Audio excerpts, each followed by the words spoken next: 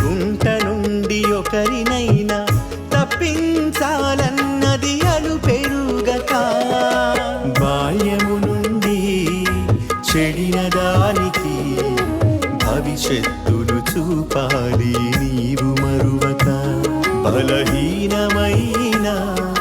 శరీరానికి బలమును చేకూర్చాలి అసమయమనక భగవంతుని బల శౌర్యమును బ్రతికుండగానే ప్రకటించాలి నీవే భారం అనక సర్వము సృజించిన సర్వోన్నతుడే అరచేతుల్లో నిన్ను చెక్కుకున్నాడు గనుక వాక్యమును మనసున నింపితే మేలవుతుంది నీ జీవితానికి